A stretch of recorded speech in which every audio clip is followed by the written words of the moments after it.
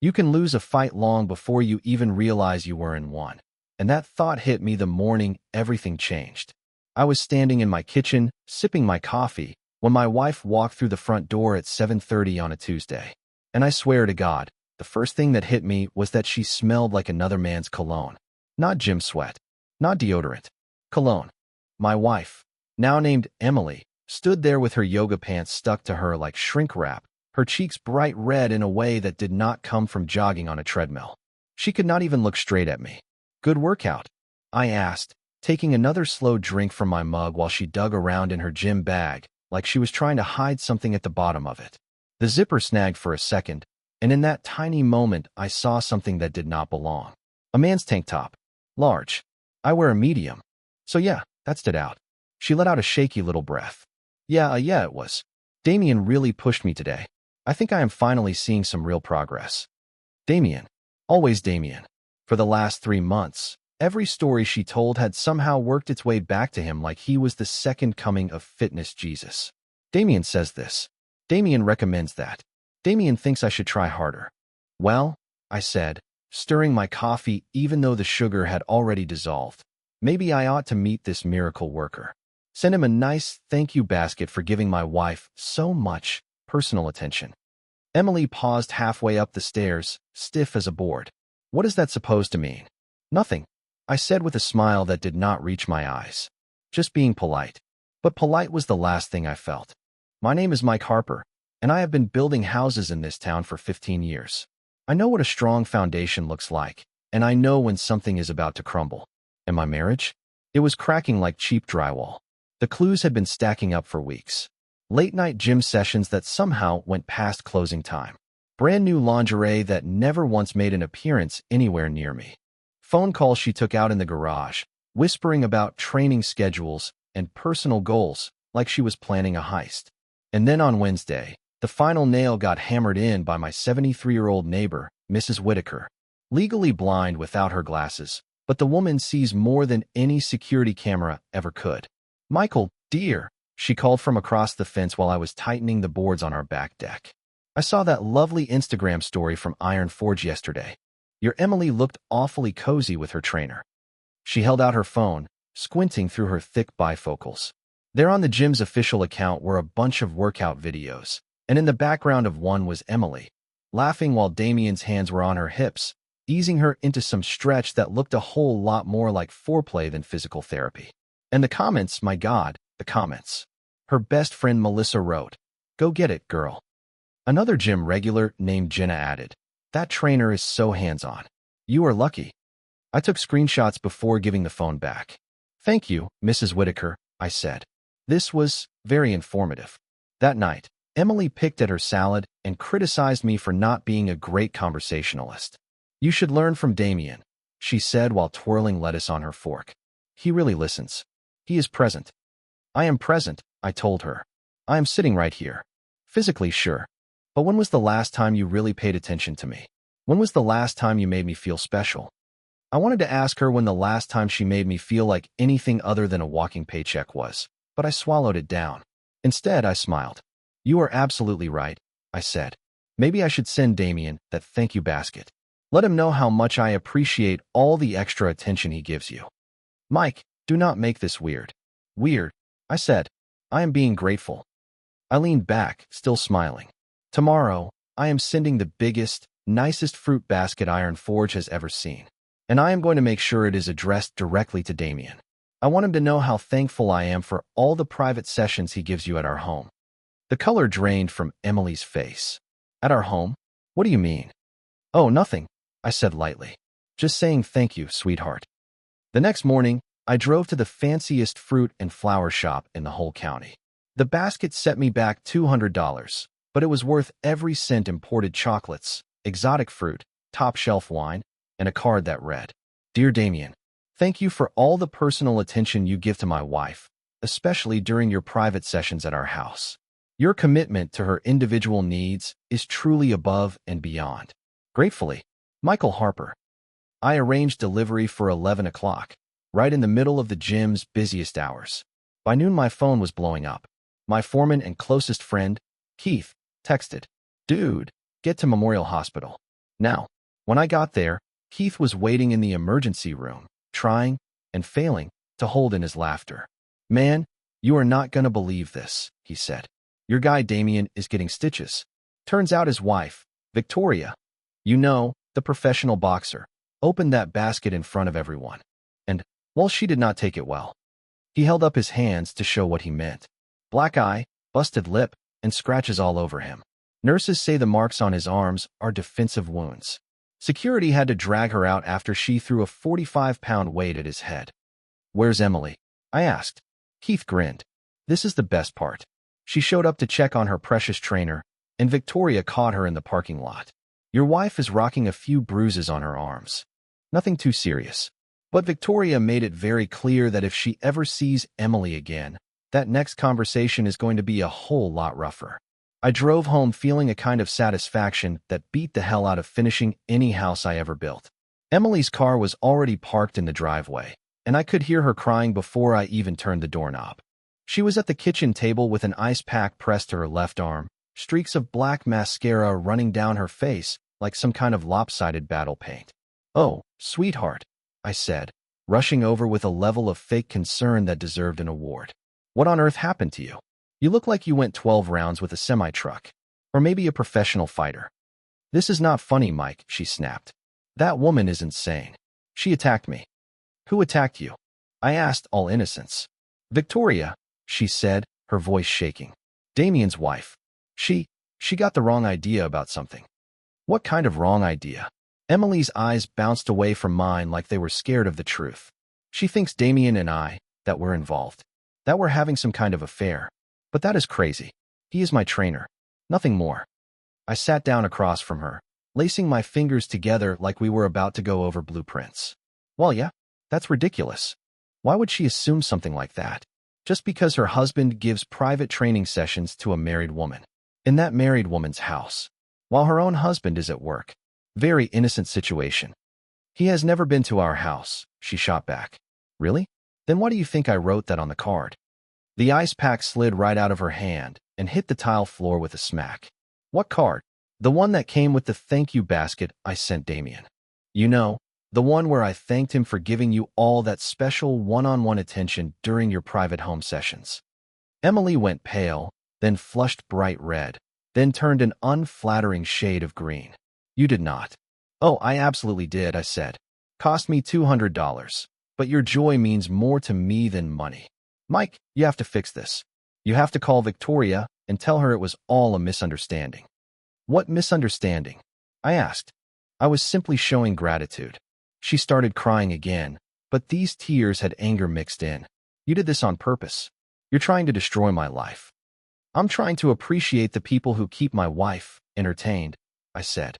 "Speaking of which, how is that gym membership working out? I imagine Iron Forge is not the most welcoming place for you anymore." The next few days were downright delicious.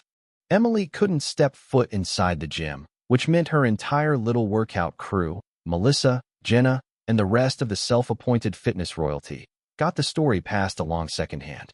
And in a small town, secondhand stories grow legs and learn to sprint. On Saturday morning, Melissa called me personally. "Mike, what in the world did you do?" "I sent a fruit basket," I said. "Is that illegal now?" "Victoria Brooks is telling everyone that Emily and Damien were having an affair. She's posting it all over Facebook and Instagram. She even tagged Emily's boss." This was even better than I had hoped. "Well, that is unfortunate," I said. "Maybe Emily should have thought things through before she started her advanced training." "You are being a real jerk about this." "I am being a husband who appreciates excellent customer service," I replied. By Sunday, the whole thing had ballooned into something straight off daytime television. According to Mrs.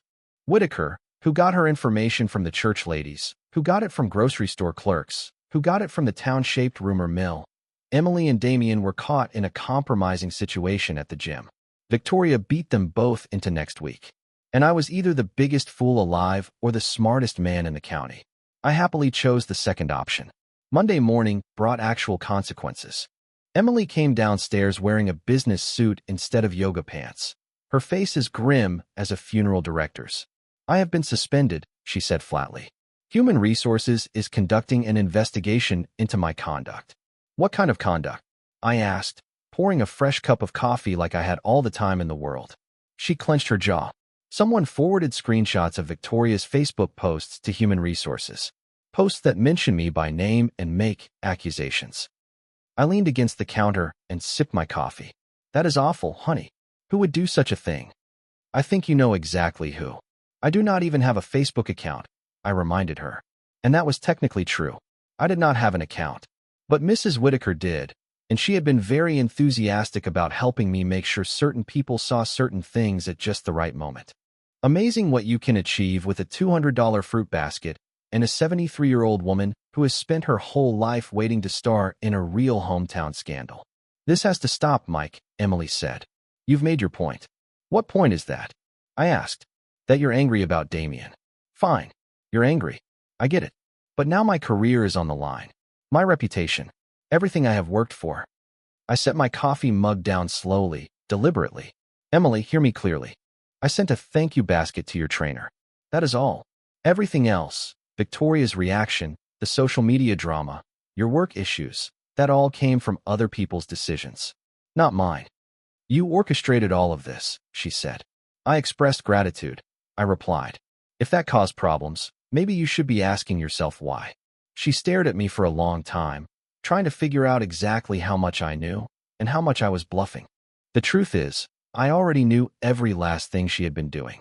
The global positioning system tracker I put in her car, installed under the excuse of fixing a brake issue, had shown me every visit she made to Damien's townhouse. The little voice recorder I tucked into her gym bag had given me hours of cozy conversations I never asked to hear. And the credit card statements I had been checking? Those told the rest of the story in neat little lines. Restaurants, hotel rooms, charges on days she claimed she was working late. But I did not tell her any of that. Not yet. I want a divorce, she finally said. Okay. She blinked. Okay. That is it. Just okay? What do you want me to say? I asked. If you are not happy, then you are not happy. Life is too short to stay in something that is broken. She clearly did not expect that answer. She had wanted a fight. Wanted me to beg her, promise therapy, swear up and down that I would try harder. Instead, I agreed, and it threw off whatever plan she had rehearsed. I will be staying at Melissa's house for a while, she said, until we figure out the rest. That is probably smart, I said. I will have my attorney send over the first round of paperwork. Your attorney? You already have an attorney? I have had one since Tuesday, Emily, I said, right after I sent the fruit basket. You would be amazed how much paperwork gets involved when a man is just trying to express gratitude. The color drained out of her face again. She was starting to realize what I already knew. She had been playing checkers, and I had been playing chess. Tuesday afternoon, my foreman Keith dropped by the job site with updates and a six-pack of beer. We were working on a custom home for some big-shot tech guy. Sleek lines, high-end materials, the kind of place that makes you feel successful just being near it. Keith cracked open a bottle. Your wife has been busy, he said. Melissa has been running her mouth to anyone willing to listen about how you are psychologically manipulating Emily by trying to control who she hangs out with. Is that what I am doing now? According to Melissa, you are a controlling narcissist who cannot handle his wife having male friends. She is trying to form some support group to help Emily escape your toxic influence. I took a long drink of beer and watched the sun drop behind the half-finished roofline. Keith, remember when we built the Henderson house and the foundation kept sinking? He nodded. Yeah. Took us 3 tries to figure out the soil reports were fake. What did we do once we found proof? We tore the whole thing down and rebuilt from scratch. Exactly. Wednesday brought the first wave of legal paperwork, the divorce filing, a request for a temporary restraining order, and a demand for immediate spousal support. Her attorney was Rebecca Martinez, the county's most aggressive family lawyer, famous for her scorch-the-earth approach. The restraining order was especially imaginative. According to Emily's sworn statement, I had been stalking her, monitoring her movements, interfering with her friendships, and intentionally humiliating her in public. My attorney, Jim Patterson, was not flashy like Martinez, but he was twice as sharp. He had handled legal work for my construction company for a decade and knew how to build a case the same way I know how to build a house. Solid groundwork, straight lines, no loose nails. She is stretching, Jim said as he flipped through the documents in his office. Honestly, The fruit basket was genius. You never accused anyone of anything. You never threatened her. You did not even raise your voice. You sent a gift. With a thank you note. What about the restraining order? I asked. Jim snorted. Judge Morrison will toss it in 30 seconds. You cannot get a restraining order against someone for being passive-aggressive. If that were the rule, half the marriages in this country would be criminal cases. And the spousal support? I asked. That made Jim grin. That is where things get fun, he said. I have been digging into Mrs. Harper's employment situation. Turns out her suspension is not just over social media drama. There have been questions about her expense reports, her use of company resources for personal errands, and her relationship with a certain coworker who is married. What coworker? David Chun, Jim said. Married, 2 kids, works in information technology. According to my sources, he and your wife have had lunch meetings that lasted 3 hours and came with hotel receipts. The hits just kept coming. Emily had not just been cheating with Damien. She had been running a whole side operation. Multiple affairs, sketchy finances, and now she wanted to paint me as the villain. Jim, I said, file a countersuit. Adultery, financial misconduct, anything that sticks. And freeze every joint account we have. Right now? That is aggressive, he said. You sure you want to push this hard? I thought about the Jeep's tracking data showing late-night trips to David Chin's apartment. I thought about the credit card charges at places I have never even been inside, while I ate cold sandwiches on job sites. I thought about the "I love you too" replies she had been giving me for months, flat, empty, like she was reading off a script she was tired of. Jim, I said, she fired the first shot. She turned my marriage into her personal amusement park. I am just firing back. Thursday morning started off with a nice little surprise. Emily's credit cards began getting declined left and right. Jim moved fast on freezing our accounts, and by lunchtime she was parked in my driveway, leaning out her car window, screaming so loud the neighbors probably heard every word.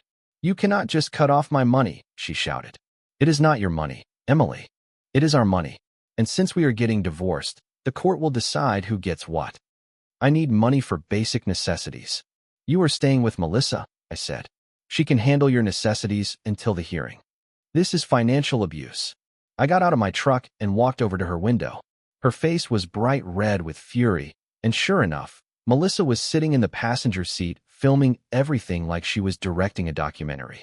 Emily, I said, you filed for divorce yesterday. You cannot file for divorce and then complain when I treat the situation like an actual divorce. Pick a lane. I just need some access to the money, she said. Just a little. Enough for gas, food, basic things. Talk to your attorney, I said. She can explain how temporary support works. Melissa leaned over, inserting herself into the conversation. Mike, you are being completely unreasonable. She just needs a few $100s. Melissa, I said calmly, this is between me and my wife. But since you brought it up, maybe you should ask Emily why she spent $3,000 at restaurants last month while I was working 60-hour weeks. Emily's face went paper white. How do you know about that? She whispered. I know about a lot of things, I said. David Chun, for example. Nice guy? I bet his wife Jennifer will be thrilled to hear about all those long lunches. Melissa's phone started shaking in her hands. The whole conversation had taken a very sharp turn. You are bluffing, Emily said, but her voice wobbled like she did not even believe herself. Am I? I asked. Want to roll the dice? Friday afternoon brought the best update I had gotten yet. Keith called me at the job site, practically laughing into the phone. Dude, get to the Rusty Nail right now. The Rusty Nail is our town's main information pipeline, a bar where construction guys, office workers, retirees, and anyone with free time go to exchange gossip. Cheap beer, overpriced whiskey, and more rumors than a high school cafeteria. I found Keith at our usual table in the back, sipping a beer and trying hard not to crack up. Maya and Jenna are at the bar, he whispered. They have been here for over an hour, and they are hammered. I looked toward the bar and saw them both leaning dangerously close to falling off their stools. Maya was waving her arms around like she was conducting an orchestra, while Jenna nodded along dramatically. The bartender, Tommy, was eating it up, and everyone nearby was tuned in like it was free cable television. What are they talking about? I asked. Everything, Keith said. The affairs, the money problems, the lies. Apparently, Emily told them you were controlling and emotionally abusive. But after hearing everything else, they are starting to think she was not exactly being honest. What changed their mind? I asked. Jenna found out about David Chun, he said. Turns out she had a crush on him herself. Now she is furious that Emily never mentioned she was already going after him. I ordered a beer and settled in. Maya was in full meltdown mode now, telling anyone who would listen about Emily's complicated love life, her financial trouble, and her grand plan to take me for every cent in the divorce. She said Mike was stupid. Maya slurred to the bartender. Said he would never figure anything out because he is just a construction guy. But look at him now. He played her like a fiddle. Jenna lifted her drink. To Emily Harper, who thought she was the smartest one in town and ended up getting outsmarted by a guy who works with a hammer. The whole bar roared with laughter. And right then, I realized the tide had officially turned. In a small town, reputation is everything. And Emily's was sinking fast, somewhere below pond scum. Saturday morning, the nuclear bomb hit. Mrs. Whitaker called me at 7 o'clock, bursting with excitement. Michael, dear, you need to see this. Veronica Brooks just posted something on Facebook, and, well, it is something. I drove over and found her waiting on the porch with her laptop open, scrolling through what looked like a 20-chapter novel. She documented everything, Mrs. Whitaker said, adjusting her glasses. Times, dates, pictures, text messages. She has been investigating her husband for weeks. The post was an absolute masterpiece of public destruction. Veronica had screenshots of text messages between Damien and Emily, photos from restaurants and hotel rooms, credit card records showing gifts and romantic meals, and a detailed timeline of their entire affair. But the best part was the ending. Veronica tagged everyone. Emily, Damien, David Chun, Melissa, Jenna, Emily's boss, and about half the town. She wanted the entire world to see exactly who had been doing what with whom. Oh, and Michael, Mrs. Whitaker said with a devilish grin. She also posted your original thank you card. She thought it was hilarious that you figured out what was happening before she did. By Sunday afternoon, the post had been shared over 200 times, and someone had even dropped Emily's phone number in the comments. Jim called around dinner time. Emily's attorney wants an emergency mediation session, he said. Looks like someone is finally realizing the walls are closing in. She is ready to negotiate, Jim said on the phone. Martinez called first thing this morning, practically begging for a meeting. Apparently, her client's situation has become impossible to manage. What kind of deal? I asked. Uncontested divorce. Very small alimony. A 50-50 split of the assets. She just wants everything over as fast and as quietly as possible. And if I say no, then we go to court, Jim replied, and the whole thing becomes part of the public record. Every affair, every lie, every shady charge, every trick she tried to pull. Martinez knows her client will not survive that kind of spotlight. I thought about it for all of 30 seconds. Set up the meeting, I said. But I want everything documented. Every betrayal, every detail. She does not get to walk away like nothing happened. Jim sighed. Mike, you have already won. Why keep twisting the knife? Because she did not just cheat on me, I said. She tried to burn down my whole life. She told people I was manipulative, controlling, and stupid. She planned to take my home, my business, and my reputation. The only reason she wants to settle now is because her plan blew up in her face. Jim paused. So what exactly do you want? I want her to admit everything. In writing. Something she can never take back. Monday morning, we met at Jim's office. Emily arrived looking like she had not slept in days. Her hair was a mess. Her clothes were wrinkled, and her eyes were swollen from crying. Melissa and Jenna were nowhere in sight. Apparently, even they had decided to distance themselves from the wreckage. Her attorney, Rebecca Martinez, looked exhausted. She had built her career on being the loudest, toughest divorce lawyer around. But there is no way to shout your way out of hard evidence. Her client was guilty on every count, and everyone in town knew it. My client is prepared to accept an uncontested divorce, Martinez began. We are willing to split the assets equally and waive any request for alimony in exchange for a quick, quiet resolution. Jim slid a different document across the table. That will not be enough, he said. My client has prepared a counteroffer. Emily's face drained of color as she skimmed the pages. Complete financial disclosure of all spending. A written confession of adultery with multiple partners. Surrendering any claim to the house, the company, or the retirement funds. A signed statement declaring that every accusation she made about me was false. This is absurd, Martinez snapped. You are asking her to destroy her own life. I am asking her to tell the truth, I said. Something she could have tried 3 months ago. Emily finally spoke, her voice barely audible. What if I refuse to sign? Jim calmly opened another folder and spread out the proof, photographs, credit card records, global positioning system logs, and recorded conversations. Then we go to court and submit everything, he said. Your relationship with Damian Brooks, your involvement with David Chun, the misuse of marital funds, the false statements you submitted, all of it. You recorded me, she whispered. Your husband was documenting suspicious activity by his spouse, Jim answered smoothly. All completely legal under New York state law. Martinez studied the evidence silently. After about 10 minutes, she leaned over and whispered something to Emily. I could not hear a word, but I could see her shoulders collapse in defeat. We need time to consider this, Martinez said. You have until 5 o'clock today, Jim replied. After that, we file the entire packet with the court and let the judge handle it. They left without signing, but I knew they would return. They had no choice. At 4:30 that afternoon, they walked back in with everything signed. Emily admitted to her affairs with Damian and David Chun. She acknowledged misusing marital money to entertain her lovers. She confessed to spreading false accusations about me. She agreed to give up every claim she had on my property or support. When she was done signing, I said, there is one more thing. She looked up slowly, eyes red and glassy. I want you to know I never actually thought you were cheating in our house. That part in the thank you card was just creative writing. Her voice broke. Then how did you know? Global positioning system tracker in your car. Voice recorder in your gym bag. Credit card monitoring. Bank alerts.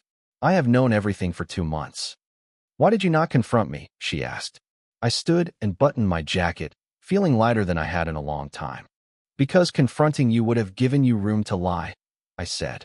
This way, you exposed yourself. Martinez tried to protest, but Jim cut her off. The documents are signed. We are finished. That Tuesday evening, I was at the Rusty Nail with Keith and a few of the guys, celebrating. The divorce was final, the house was mine, and word around town was that Emily had gone to stay with her sister in Albany while she figured out what was left of her life.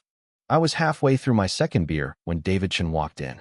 Small guy, maybe 140 pounds on a good day, thick glasses, and the kind of soft hands that had never seen a day of real physical work. He spotted me right away and marched over with the determined expression of a man about to make a very poor decision. Michael Harper, he said. That is me. We need to talk. Frank and the guys noticed trouble brewing and started to stand, but I motioned for them to sit back down. Go ahead, David, I said. Pull up a chair. He stayed on his feet, though, hands balled into tight little fists that would not worry a middle school kid. You destroyed an innocent woman's life, he said. Did I? I asked. Which innocent woman are we talking about? Emily never meant to hurt anybody, he insisted. She was confused. Lonely. You pushed her to it by neglecting her. I took a steady sip of beer and studied him. He actually believed what he was saying. That meant Emily had fed him the same sob story she tried to sell to everyone else. David, I asked, how long were you sleeping with my wife? We were not sleeping together, he snapped. We were in love. Ah, I said. Love. That makes cheating so much more poetic, does it? His ears turned red. You do not understand, he said. Emily was trapped in a loveless marriage with a man who did not value her. She needed someone who actually cared. And you thought that someone was you? I was trying to be. I stood up. Even though the guy was at least 10 years younger than me, I had half a foot of height and 50 pounds of muscle on him. Let me spell this out for you, David, I said. Emily was not trapped. She was a married woman who chose to step out with multiple men while spending my money and making up lies about my character. You falling for her pity act does not make you her knight. It makes you a sucker. You are wrong about her, he muttered. Am I? I asked. Tell me, did she mention she was also sleeping with her personal trainer? Or did she forget that part while giving you her tragic version of events? His confidence cracked. That is not true, he said weakly. Frank slid a tablet across the table, opened to Veronica's Facebook post filled with photo evidence. It is all right there, Frank said. Your girlfriend was running a whole franchise. David stared at the screen, his face shifting from confusion to understanding to pure humiliation. She told me I was the only one who understood her, he whispered. She told everyone that. I said, and this time I meant it without spite. That is how cheaters work. They make every person feel like they are special. He slumped into the chair, all the fight gone. My wife left me, he said. Took the kids. Filed for divorce yesterday. I am sorry about that, I told him honestly. But that is not my doing, and it is not my job to fix. So what am I supposed to do now, he asked. Learn something from it, I said. Move on, and try to stay away from married women. He nodded miserably and shuffled toward the door. Halfway there, he turned back. For what it is worth, he said, I think she really did love you. Maybe at the beginning. But love without respect does not last. He left, and Frank lifted his beer. To Mike Harper, he said, proof that sometimes the best revenge is letting people tie their own noose. I will drink to that, I said. But the evening was not over. At 9:30, just as I was getting ready to head home, Emily staggered into the bar. She looked awful. Her hair was greasy, her clothes were wrinkled, and she had clearly been drinking long before she got there. The entire bar fell silent as she swayed over to my table. Well, she said loudly. If it is not the smartest man in town. Hello, Emily, I said. You look tired. Tired? She said, almost laughing. I am ruined, Mike. Completely ruined. No job. No money. No friends. No reputation. Are you happy now? I motioned to the empty chair David had been sitting in. Sit down. You are putting on a show. Good, she said. Maybe it is time people heard my side. What side is that? I asked. The one where you are the helpless victim? Or the one where you admit you cheated on your husband with several men while trying to take everything he owns? She dropped into the chair so hard, she almost missed it. You think you are so clever, she slurred. Setting me up. Turning everyone against me. Playing your little games. I did not set you up, Emily, I said. I sent a fruit basket. Everything else was you. That fruit basket destroyed my life, she said. No, I replied. Your actions destroyed your life. The fruit basket just let the world see it. She leaned forward, her voice dropping to a whisper that somehow reached every corner of the bar. You want the real truth, Mike? She said. The truth you never figured out. Sure. She looked me dead in the eye. I never loved you. Not really, she said. I never loved you. I married you because you were safe. Steady. Predictable. I figured I could build a comfortable life with you while finding real passion somewhere else. And it worked for years. The words hit me like someone had swung a 2x4 straight into my chest, but I kept my face steady. How long? I asked. Since before we got married, she said. There was Marcus in college. Then Steve from my first job. Then Paul at the gym before Damien. You were always the backup plan, Mike. The dependable guy who paid the bills while I got to have fun. The bar went silent. You could have heard a bottle cap fall. Half the town was watching us. And Emily suddenly seemed to realize she had just admitted to years of cheating in front of an audience. But here is the funny thing, she continued, tears slipping down her face. Somewhere along the line, I actually did love you. Not the wild, stupid kind of love I had with the others. Something deeper, something real. And by the time I realized it, I had already wrecked everything. I leaned back, trying to take it all in. When did you figure that out? I asked. The day you sent that fruit basket, she said. When I realized what you were capable of, how sharp you actually were, how perfectly you handled the whole mess. It hit me that I had married someone I never understood, someone who was better than I deserved. So why did you not stop? I asked. Why not come clean and try to fix things? She let out a bitter laugh. Because I am a coward, Mike. Because admitting the truth would have meant facing everything I ruined. Because I wanted to believe I could still win somehow. The silence that followed felt heavy enough to crush the whole bar. I finished my beer, set the bottle down, and stood. Emily, listen closely, I said. What you just told me does not change a thing. It does not erase the lies, the cheating, the manipulation, or your attempt to tear down my name. It is too little, far too late. She nodded. I know. But for what it is worth, I did love you. The real you, not the version I invented. If I had been honest from the beginning, maybe things could have gone differently. I looked around the bar at all the faces watching, then back at her, my wife, my ex-wife, sitting small and broken in a chair that suddenly looked much too big for her. Now, I said, You get to live with the consequences of your choices, just like I live with mine. I put a $20 bill on the table and headed toward the door. Behind me, I heard her start to sob, but I did not look back. Some bridges burned down and stay burned. Outside, the night air felt crisp, clean, and full of possibility. My phone buzzed with a text from Jim. House deed transferred. Bank accounts finalized. You are officially a free man. I drove home, to my house now, and poured myself a drink from the expensive bottle of whiskey I had been saving. Out the kitchen window, I could see Mrs. Whitaker's porch light glowing. She was probably already typing up a Facebook post that would turn tonight into local legend. Tomorrow I would go back to building houses. Good houses. Strong foundations. Structures that would last longer than the marriage I just buried. Tonight, though, I drank my whiskey and thought about how sometimes the best way to win is simply to step aside and let people destroy their own game. Somewhere in the distance, I heard cars pulling out of the Rusty Nails parking lot, carrying tonight's story to every corner of town. By morning, everyone would know how it ended. Not with fists, not with revenge, but with truth, consequences, and the quiet satisfaction of a job finished properly. I raised my glass one last time. A toast to personal bests and knowing when to disqualify the cheaters.